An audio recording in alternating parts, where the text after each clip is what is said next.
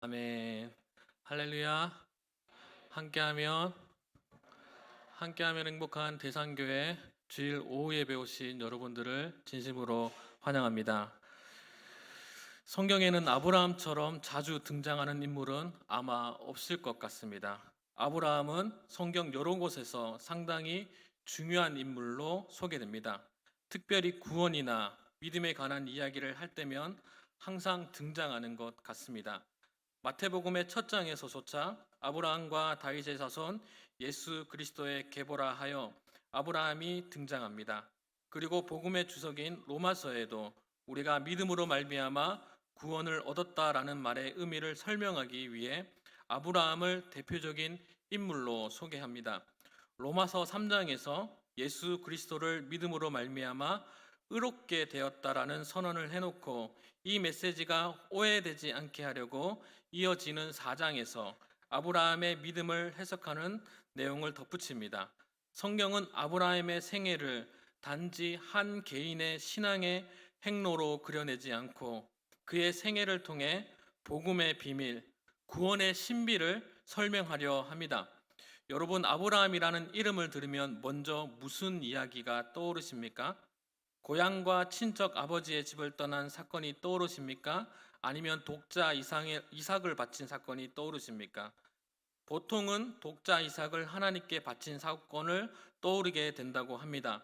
하나밖에 없는 독자를 하나님께 바쳤다라는 것을 생각하면 우리는 아브라함의 믿음을 마치 이상적이고 감히 그 경지에 올라갈 수 없다라고 생각하게 됩니다.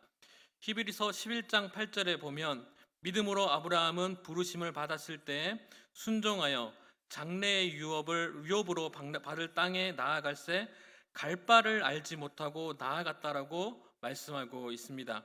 그런데 오늘 본문에서는 아브라함의 모습은 그다지 믿음의 사람처럼 보이지는 않는 것 같습니다. 그래서 우리는 오늘 본문 속에서 아브라함의 모습을 자세하게 살펴볼 필요가 있을 것 같습니다.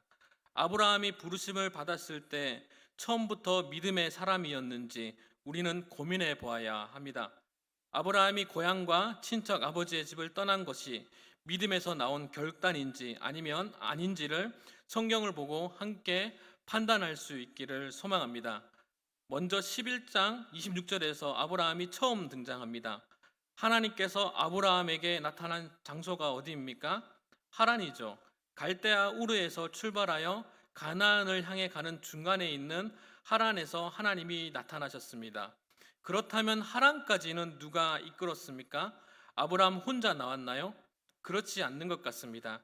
11장 31절에 보면 데라가 그의 아들 아브람과 하란의 아들인 그의 손자 롯과 그의 며느리 아브라함의 아내 사레를 데리고 갈대아인의 우르를 떠나 가나안 땅으로 가고자 하더니 하란에 이르러 거기 거류하다가 죽었다라고 기록하고 있습니다. 우리는 아브라함을 생각하면 처음부터 믿음의 사람이었을 것이라고 단정짓고 생각합니다. 그래서 아브라함은 믿음으로 갈대아 우르를 떠나 바로 가나안 땅에 들어갔을 것이라고 단정해 버릴 경우가 많습니다. 아브라함 하면 아들 이삭까지 척하니 바친 믿음의 사람이라고만 알고 있어서 아브라함을 전부 좋게만 포장하려 합니다. 결론이 좋으면 결론에 이르는 모든 가정도 다 좋았을 것이라고 생각하기 때문에 아브라함에 대해서도 그러한 고정관념이 우리 안에 있지는 않은지 생각해 보아야 합니다. 그런데 우리는 이 고정관념처럼 아브라함이 처음부터 믿음이 좋은 사람이었다면 우리에게는 심각한 문제가 발생합니다. 아브라함의 믿음이 우리에게 본보기가 되는 것이 아니라 심판의 도구가 됩니다. 왜냐하면 아브람도 믿음으로 행했는데 너는 왜 못하냐고 판단하는 기준이 되기 때문입니다. 그러나 성경은 아브라함을 그런 차원에서 다루고 있지 않습니다. 여호수아 24장 2절과 3절 말씀에 보면 여호수아가 모든 백성에게 이르되 이스라엘의 하나님 여호와께서 이같이 말씀하시기를 옛적에 너희 조상들 곧 아브라함의 아버지 나홀의 아버지 데라가 강 저쪽에서 거주하여 다른 신들을 섬겼으나 내가 너희 조상 아브라함을 강 저쪽에서 이끌어내어라고 기록하고 있습니다. 아버지 데라를 포함해서 아브라함의 집안은 이방 신들을 섬겼다라고 기록하고 있습니다. 우리는 여기서 오해할 수도 있습니다. 아브라함만이 여호와 하나님만을 섬겨서 하나님께서 아브라함을 이방신이 우울거리는 곳에서 건져내셨구나라고 생각할 수도 있을 것 같습니다. 이러한 생각은 잘못된 생각일 것 같습니다. 왜냐하면 하나님을 잘 섬기는 사람만을 하나님께서 구원하시는구나 생각할 수 있기 때문입니다. 우리가 굳이 아브라함이 우상 숭배를 했다거나 그는 애초에 나쁜 사람이었다고 우리와 다르지 않다고 전제할 필요는 없겠지만, 만약에 아브라함만이 홀로 하나님을 섬기고 있었다면 우상을 섬기는 집안 안에서 신앙의 갈등이 있었을 것입니다. 아버지 데라가 우상을 만드는 사람이잖아요. 자신의 생업을 버리고 이곳 하란까지 떠나오기란 힘든 일이었을 것입니다. 그리고 그곳은 갈 바를 알지 못하고 나와왔다고 하지 않습니까? 오늘 본문 1절에서 친척 아버지의 집을 떠나 내게 보여줄 땅으로 가라고 했습니다. 여러분들은 지금 직장에서 잘 생활하고 계시지 않습니까? 사업장도 잘 하고 있으시잖아요. 책임져야 할 가정이 있는 가장이 어디로 가야 될지도 모르는 갈 바를 알지는 못하는 곳으로 불쑥 짐을 싸서 나오기란 쉽지 않는 일 아니겠습니까? 보여줄 그곳이 어디인지도 알 수 없습니다. 또한 아브라함과 데라가 같은 마음이 있었다라는 것을 알 수 있는 대목은 오늘 본문 이전의 말씀에서 찾을 수가 있습니다. 11장 후반부의 말씀에는 데라가 주도권을 잡고 아브라함은 데라를 따라 움직이고 있습니다. 그러니 아브라함의 여정의 시작은 믿음으로 시작한 것이 아니라고 생각할 수 있습니다. 사도행전 7장의 말씀을 중심으로 생각해 보면 우리 조상 아브라함이 하란에 있기 전에 메소포타미아에 있을 때 영광의 하나님이 그에게 보이셔서 말씀하셨다라고 기록하고 있습니다. 우상 숭배를 하고 우상을 만들고 있는 그때에 아브라함의 어떠한 공로도 자격도 없을 그때에 영광의 하나님께서 아브라함을 부르셨다라고 기록하고 있습니다. 우리의 모습도 잘 생각해 보았으면 합니다. 우리가 혹시 특별했나요? 예수 그리스도를 믿어진다는 것을 생각해 볼 때, 예수 하나님의 부르심을 생각해 볼 때 대단한 믿음이 있었거나 특별한 능력이 있었던 분이 있었나요? 우리가 도덕적으로 세상의 사람보다 건전하거나 뛰어났습니까? 아니면 영적으로 영안이 밝아서 하늘나라가 보이거나 하늘에서 바람 같은 소리가 들리거나 불의 혀 같은 것이 갈라지는 것이 보이던가요? 아니면 예수님의 죽으심과 살아나심이 묵시적으로 보이던가요? 혹시라도 그렇게 보이신 분이 있다면 저랑 같이 한번 밥 한번 사주시면 좋겠습니다. 아브라함이 세상의 종노릇하며 살던 존재였습니다. 그러나 영광의 하나님의 부르심을 받은 아브라함은 믿음의 조상이라 칭함을 받게 됩니다. 대단한 사람입니다. 여기에 계신 여러분들도 정말 대단하신 분들입니다. 하나님의 부르심 앞에 우리는 갈 바를 알지 못하나 말씀에 의지하여 하나님 나라를 바라보고 나아가는 것만으로도 아브라함만큼이나 믿음의 사람이라는 사실을 기억하셔야 합니다. 예수님의 시대의 사람들은 예수님의 기적이라도 봤지요. 그의 부활을 경험이라도 했지요.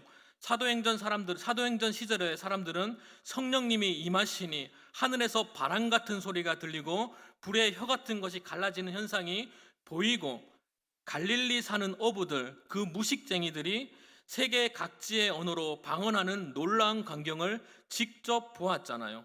그들은 기적과 표적을 보고 하나님께 나아갔지만 우리는 갈 바를 알지 못하고 나아간다라는 것입니다. 물론 우리에게는 이 하나님의 말씀으로 충분하지만 이 말씀 하나에 우리의 삶을 거는 믿음이 있다는 것 자체가 대단한 것입니다. 아브라함도 하나님의 부르심 앞에 갈 바를 알지 못하고 나아갔다라고 기록합니다. 우리는 대단한 사람입니다. 어깨를 펴고 당당하게 살아가는 저와 여러분이 될 수 있기를 주님의 이름으로 축복합니다. 우리 4절 말씀을 같이 한번 읽어보겠습니다. 4절입니다. 시작. 이에 아브라함이 여호와의 말씀을 따라갔고 롯도 그와 함께 아브라함이 하란에 떠날 때 75세였더라. 아멘. 아브라함도 무언가 대단한 것을 본 것도 아닌 것 같습니다. 그가 처음부터 믿음의 사람도 아니었으나 그가 하나님의 부르심 앞에 반응하는 것, 그가 갈 바를 알지 못하였으나 부르심에 무엇을 보고 따라갔다라고 기록합니까? 여호와의 말씀을 따라갔다라고 기록합니다. 우리가 인생을 살다가 보면 믿음으로 산다라는 것은 세상의 방법을 거스른다고 생각할 수 있습니다. 사실 그것이 아니잖아요. 그냥 순리대로 사는 것, 창조의 원리대로 사는 것 아니겠습니까? 한 가지 예를 들면 예수님을 믿는 사람은 술에 취해서는 안 된다고 생각하지 마셨으면 좋겠습니다. 담배를 피지 말아야 한다고 생각하지 마셨으면 좋겠습니다. 타락한 인간이 술을 무절제하게 취하도록 마시는 겁니다. 안 펴도 되는 담배를 피는 거잖아요. 우리는 술을 마실 수 있으나 담배를 필 수도 있으나 절제하는 것입니다. 말씀을 따라가는 것입니다. 날 때부터 뚱뚱한 사람이 어디 있겠습니까? 무절제하게 먹으니까 살이 찌는 겁니다. 이 분야에서는 제가 좀 전문가인 것 같습니다. 왜 우리는 무절제하게 먹게 되었을까요? 우리는 무절제한 삶을 살게 되었을까요? 말씀에 따르지 않기 때문입니다. 불순종의 결과라는 것입니다.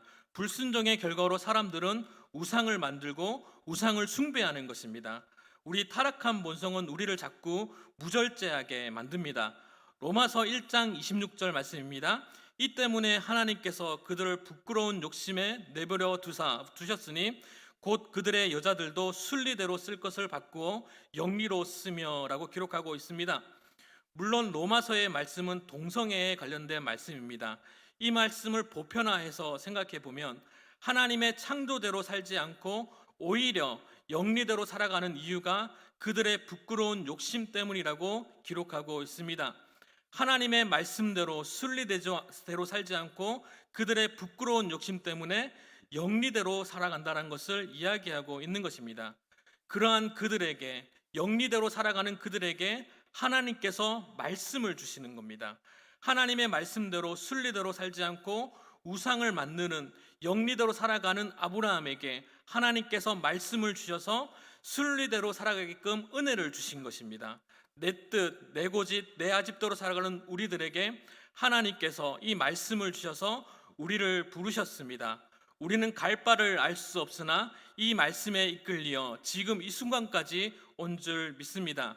이에 아브라함이 여호와의 말씀을 따라갔더니 믿음의 조상이라 칭함을 받을 수 있었던 것입니다. 아브라함이 대단해서가 아니라 하나님이 말씀하시고 그 말씀에 순종함으로 믿음의 조상이라 칭함을 받게 된 것입니다.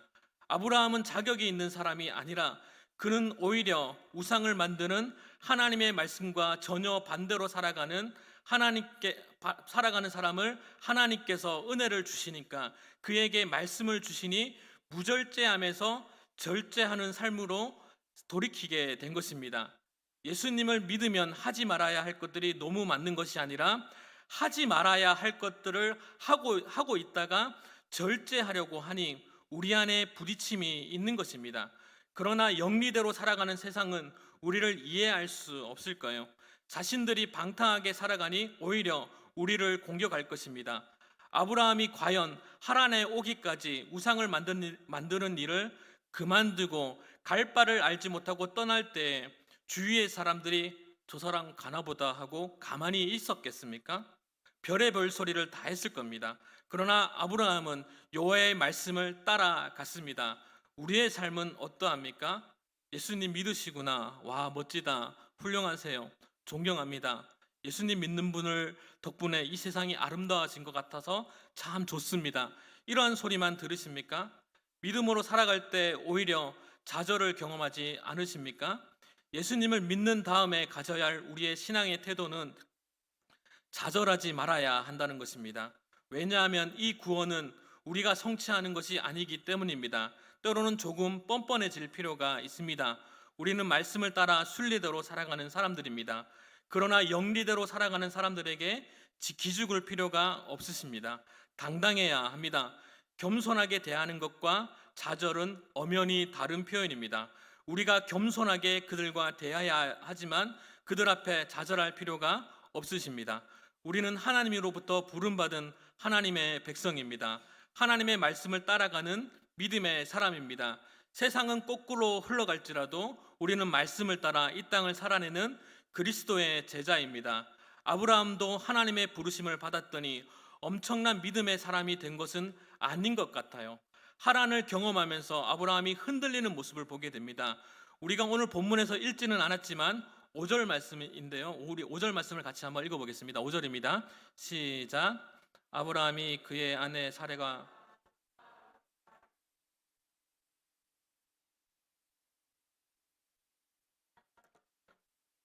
떠나서 그 땅에 들어갔더라. 아멘. 여기서 본문에서 아브라함이 그의 아내 사레와 조카와 롯과 가나안 땅에 들어갔더라라고만 기록되어 있다라면 정말 은혜가 넘치는 본문일 것 같습니다. 하란에서 모은 모든 소유와 얻은 사람들을 이끌고 가나안 땅으로 가려고 떠나서 마침내 가나안 땅에 들어갔더라라고 기록하고 있습니다. 믿음의 조상이라고 칭함받던 아브라함 역시도 말씀 앞에서 돌고 돌았다라는 것입니다. 하란에서 거류하다가 모은 재산을 이끌고 가나안 땅으로 가려고 떠나서 마침내 가나안 땅에 들어갔다라고 기록하고 있습니다. 우리도 아브라함처럼 믿음으로 구원을 받았지만 이 말씀을 따라가기는 쉽지 않는 길을 가는 것 같습니다. 그 길을 따라가는 것은 정말 쉬운 일은 아닌 것 같습니다. 우리도 말씀대로 살아보려고 하지만 마침내 그 길을 가게 되겠지만 그 과정은 쉬운 것만은 같지 않습니다. 믿음의 조상이라고 여기는 칭함을 받은 아브라함 역시도 그 길은 쉽지 않았던 길이었습니다. 우리가 이 길을 함께 나아갈 때 조금 더딜지라도 함께 나아갈 수 있기를 축복합니다. 우리가 나아갈 바를 알지 못하더라도 세상 사람들이 천국이 어딨냐고 물어보면 어딨다고 말할 거예요.